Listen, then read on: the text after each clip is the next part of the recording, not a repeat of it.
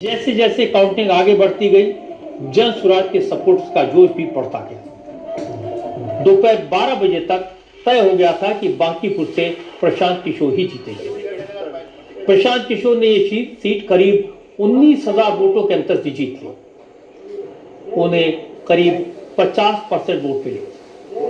RJD की रेखा गुप्ता तीसरे number पर रही, उन्हें कुल 11% वोट मिले। लेकिन फिर भी आरजेडी के नेता को अपनी हार का गम नहीं है, उन्हें बीजेपी के हार की खुशी है।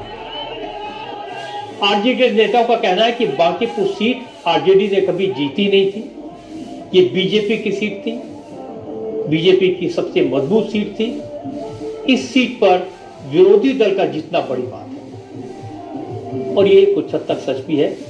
बांकीपुर सीट पर 1995 से 1995 से बीजेपी का कब्जा रहा है। बीजेपी अध्यक्ष नितिन नवीन इस सीट पर 5 बार चुनाव जीत चुके हैं। पिछले 3 चुनाव में नितिन नवीन को बांकीपुर में 60% से ज्यादा वोट मिले थे। बांकीपुर शहरी इलाके की सीट है, इसलिए यहाँ पोलिंग परसेंटेज हमेशा कम रहता है। पिछले चुनाव में 41% पोलिंग हुई थी। इसके बाद भी नितिन नवीन को 62% वोट मिले थे।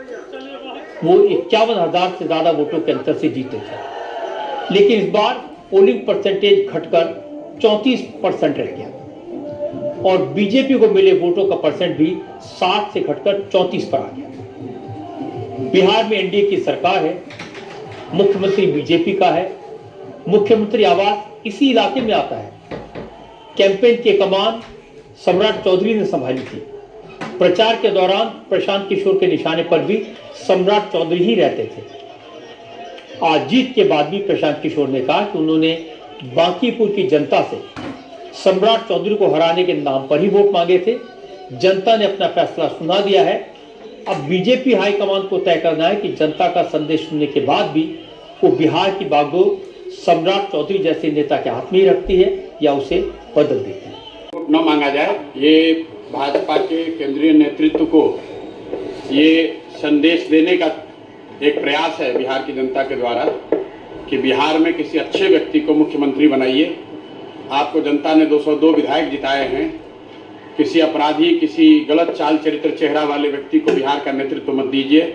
अच्छे आदमी को बनाइए ताकि बिहार में भी शिक्षा हो, बिहार में भी बच्चों के लिए रोजगार हो, बिहार के बच्चों को भी बाहर मजदूरी करने न जाना पड़े। ये संदेश बांकीपुर के लोगों ने दिया है। लड़ाई व्यक्तिगत नहीं है। सम्राट चौधरी का जो चाल चरित्र चेहरा है वो पब्लिक डोमेन में है। अगर आप किसी अपराधी को बिहार का राजा मुख्यमंत्री बनाएंगे तो बिहार की तरक्की नहीं हो सकती है। तो हम लोग की लड़ाई किसी व्यक्ति से नहीं है। बहुमत भाजपा का है, एनडीए का है, मुख्यमंत्री तो उन्हीं का बनेगा। हम लोग बस इतना ही आग्रह कर रहे हैं, बिहार की जनता इतना ही आग्रह कर रही है, बांकीपुर की जनता इतना ही मोदी जी से आग्रह कर रही है कि किसी अच्छे चरित्रवान काबिल आदमी को बिहार का मुख्यमंत्री बनाइए ताकि बिहार के लोग भी इस बात का गौरव, बिहारी होने का गौरव कर सके, ताकि हम लोग के बच्चों के लिए भी पढ़ाई रोजगार की व्यवस्था हो।